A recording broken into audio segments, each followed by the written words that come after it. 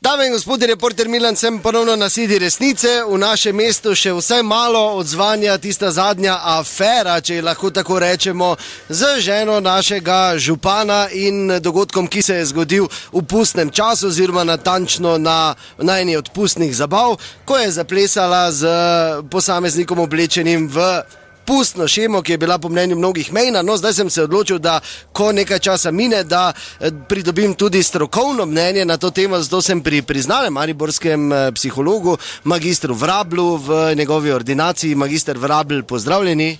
Ja, dober dan, če bi malo, ker imam ravno pacientko. Ja, no, če bi hitro. Ja, mene ne moti. Ja, vem, zdaj, če bomo hitro, no. Na hitro, ja, gospod Vrabl. Samo jaz frizure nimam. Ne, z radia smo, gospa, ni problema. Ja, dobro, vprašajte.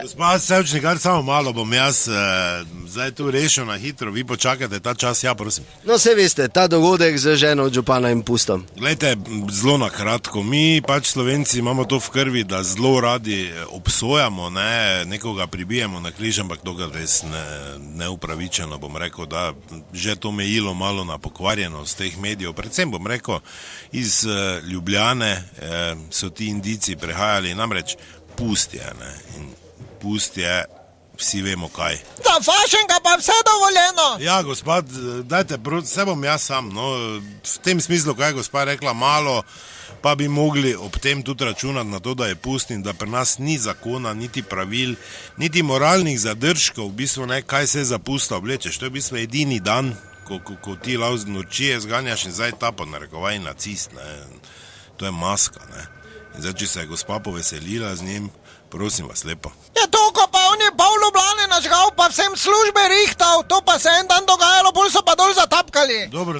zdaj to ne bi jaz zdaj dajal to na vago. V glavnem hočem reči, da smo tu absolutno preveč kritični, Ja, vse kaj pa te bo, če ima nogo 37, s totim malim svedrom, vse kaj je naredil, da je to te boge lekarnerke zaflekal malo, pol so se pa s to fiziološko mogle umivati, to ko mi pol plačujemo, drago. Dobro, gospod, dajte prosim, no mislim, zdaj, jaz sem v bistvu povedal, gledajte, za pust, bom rekel, nedovoljeno vse, ampak to mešati pol s tem, da ima župan rad kljukaste križe, da je pri nas nacizem, jaz bi vse te novinare povabil, najprej en dan Maribor, mi nimamo nič s tem,